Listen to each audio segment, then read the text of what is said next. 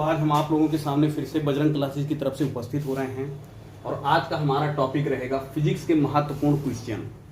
और फिजिक्स के ऐसे महत्वपूर्ण क्वेश्चन जो आपके पीसीएस, टेट, पेट, सुपर टेट इन सब में पूछे जाते हैं। मतलब इंपॉर्टेंट टॉपिक चलेगा बेटा आपका। तो चलिए देखते हैं भैया। सबसे पहला क्वेश्चन आता है, ये शक्ति क्या है? शक्ति, पावर जिसको हम बोलते हैं बेटा, शक्ति क्या है? तो सिंपल सी बात है बेटा, कार्य करने की दर को शक्ति या सामर्थ्य कहते हैं। शक्ति और सामर्थ्य एक ही चीज है। कार्य करने की दर को शक्ति या सामर्थ्य कहते हैं। शक्ति बराबर होता है बेटा कार्य बटे समय। शक्ति का मात्रक होता है, शक्ति का छोटा मात्रक होता है, शक्ति का मात्रक होता है। कार्य का मात्रक क्या होता है? जूल। और समय का मात्रक क्या होता है भैया? सेकेंड। तो शक्ति का मात्रक होता है जूल प्रति सेकेंड, जिसे हम शॉर्ट फॉर्म में वाट कहते हैं या साइड फॉर्म में। 1 वाट बराबर 1 जूल बटे 1 सेकेंड। आज हम फिजिक्स का इंपॉर्टेंट क्वेश्चन आपको बता रहे हैं जो कि आपके प्रतियोगी परीक्षा में ज्यादा इंपॉर्टेंट है भैया। जैसे शक्ति का है, शक्ति क्या है? मतलब शक्ति क्या है? कार्य करने की दर को शक्ति या सामर्थ्य कहते हैं। शक्ति का मात्रक निकालेंगे तो कार्य का मात्रक होता है जूल, समय का मात्रक होता है सेकेंड। तो शक्ति का मात्रक होता है जूल प्रति सेकेंड, जिसे वाट कहते हैं। 1 वाट बराबर 1 जूल बटे 1 सेकेंड। ये वाट जो है बेटा, ये कई बार पूछा गया क्वेश्चन, 1 वाट कितने जूल के बराबर होता है? तो 1 वाट बराबर 1 जूल बटे 1 सेकेंड। वाट ये बेटा जो आप वाट देख रहे हैं, वाट शक्ति का छोटा मात्रक है। वाट शक्ति का छोटा मात्रक है। एक और मात्रक होता है शक्ति का अश्वशक्ति। ये कई बार पूछा गया है, अश्वशक्ति क्या है? तो अश्वशक्ति जो है ये शक्ति का बड़ा मात्रक है। और एक अश्वशक्ति जो होती है भैया, ये 746 वाट के बराबर होता है, जिसको हार्स पावर कहते हैं इंग्लिश में। कहते हैं ना एक इंजन कितने हार्स पावर का है। ये बेटा जो अश्वशक्ति है, एक अश्वशक्ति बराबर 746 वाट। ये भी आपको क्लियर करना है। ये वाट जो है ये शक्ति का छोटा मात्रक, उससे बड़ा मात्रक आपका अश्वशक्ति है। 1 किलोवाट भी होता है, किलोवाट। 1 किलोवाट बराबर 1000 वाट होता है बेटा, ये भी बड़ा मात्रक है। 1 मेगावाट बराबर होता है 10 की पावर 6 वाट, मतलब 10 लाख वाट। ये सब भी बड़े मात्रक हैं। ये सब आपके शक्ति के बड़े मात्रक हैं। इंपॉर्टेंट क्वेश्चन ये पूछा जाता है, एक अश्वशक्ति कितने वाट के बराबर होता है? तो एक अश्वशक्ति 746 वाट के बराबर होता है। अगला टॉपिक हम चलते हैं।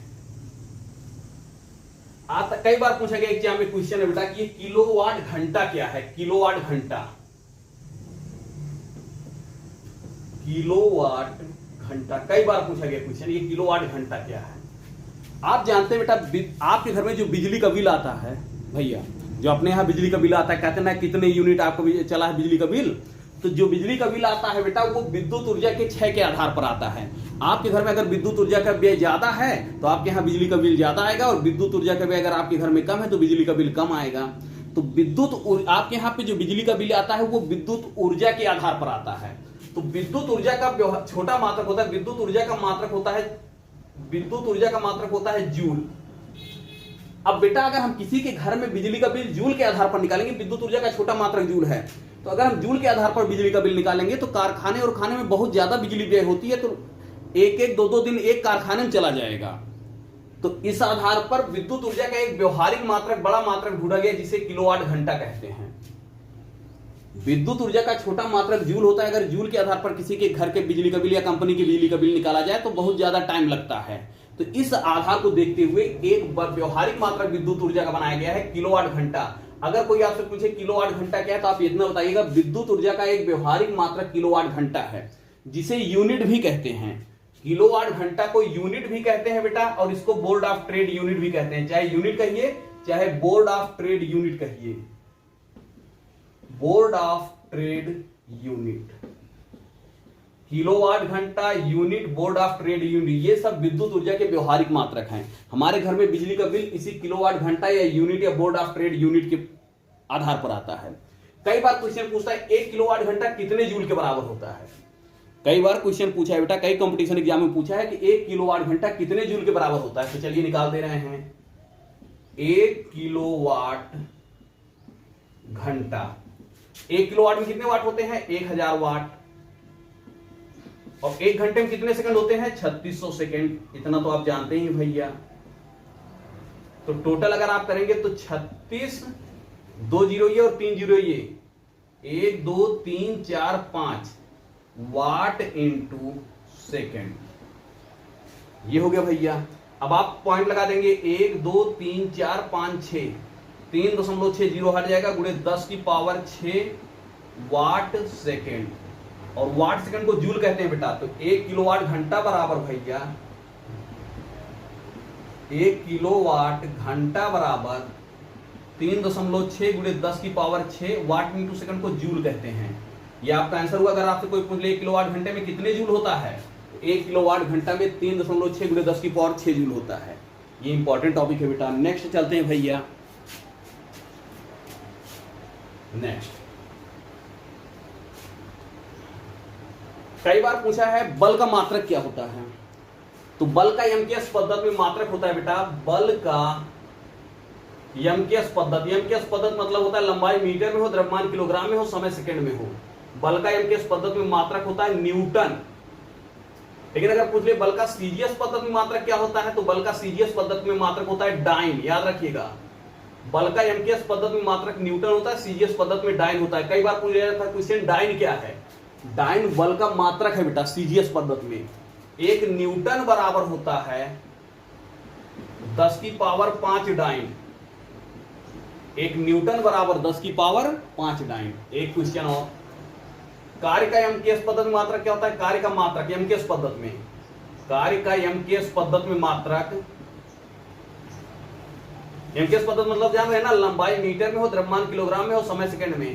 कार्य का एमकेएस पद्धति में मात्रक जो होता है बेटा वो जूल होता है। जूल, कार्य का मात्रक जूल होता है।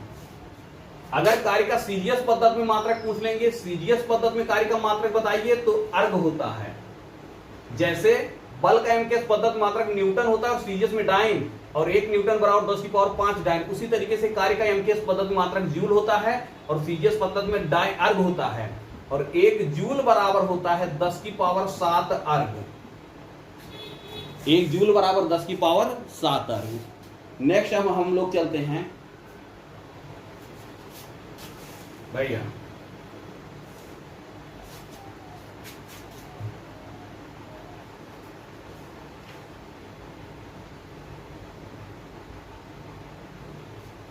स्मॉल जी का मान। कई बार पूछ लेता है स्मॉल जी का मान क्या है। 9.8 मीटर पर सेकेंड स्क्वायर। इसको गुरुत्वीय त्वरण कहते हैं भैया, याद रखिएगा, गुरुत्वीय त्वरण। स्मॉल जी का मान इतना होता है। सर्वात्रिक गुरुत्वाकर्षण स्थिरांक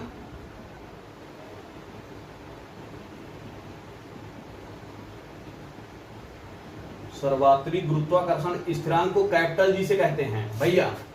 गुरुत्वीय त्वरण स्मॉल जी का मान 9.8 होता है और सर्वात्रिक गुरुत्वाकर्षण स्थिरांक कैपिटल जी का मान 6.67 गुणे 10 की पावर -11 न्यूटन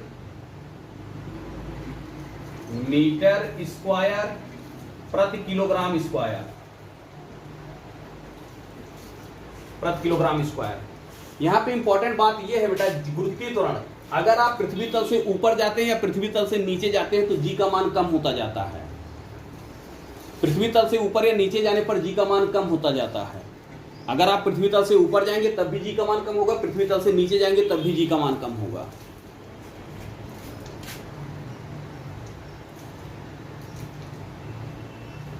ये आपका ध्रुव है, ये आपका ध्रुव, और ये आपका विषुवत है। विषुवत, विषुवत की दूरी ज्यादा होती है और ध्रुव की दूरी कम होती है, इसलिए ध्रुव पर स्मॉल जी का मान सबसे ज्यादा होता है, विषुवत पर सबसे कम होता है।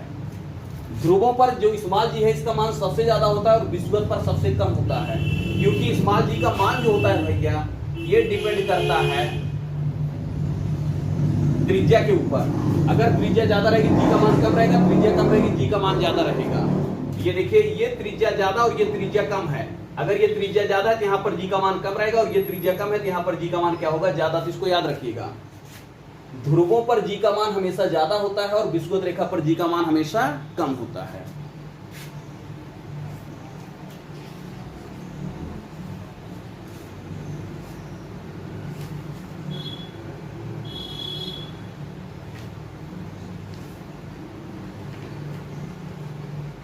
एक चीज और बेटा, विद्युत चुंबकीय तरंगे जो होती हैं, विद्युत चुंबकीय तरंगे,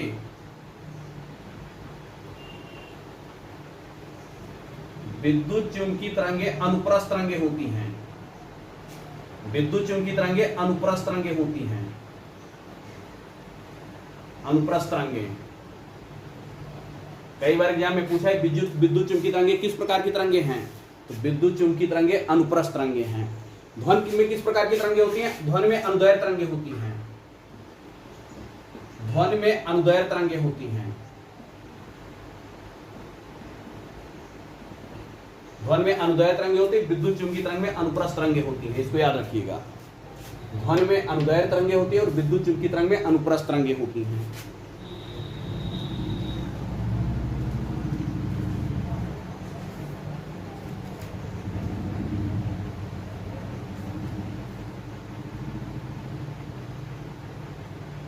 प्राकृतिक चुंबक का सूत्र जो होता है, प्राकृतिक चुंबक का सूत्र,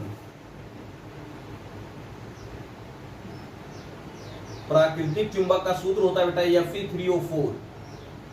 ये प्राकृतिक चुंबक का सूत्र है, Fe3O4। ये आपका प्राकृतिक में पाया जाने वाला चुंबक का सूत्र है भैया।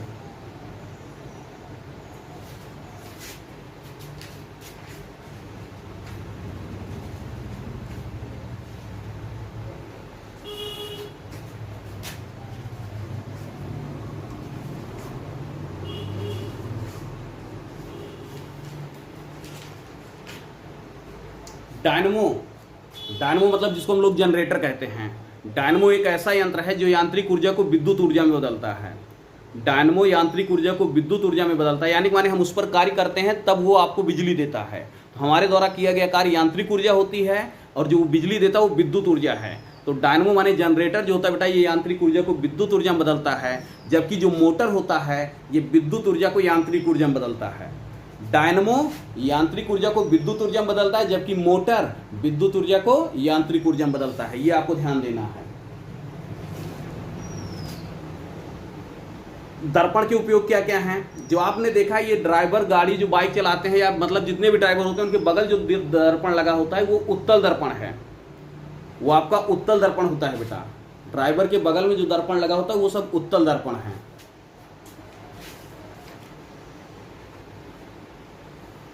वायुमंडलीय दाब को बैरोमीटर से नापा जाता है। वायुमंडलीय दाब को, ये जो वायुमंडल आपका दाब डालता है इसको बैरोमीटर से नापते हैं। जिस यंत्र से नापते हैं उसका नाम बैरोमीटर है। हमारी आंख में उत्तल लेंस पाया जाता है, हमारी आंख में उत्तल लेंस पाया जाता है, इसको याद रखिएगा। हमारी आंख में भैया उत्तल लेंस पाया जाता है।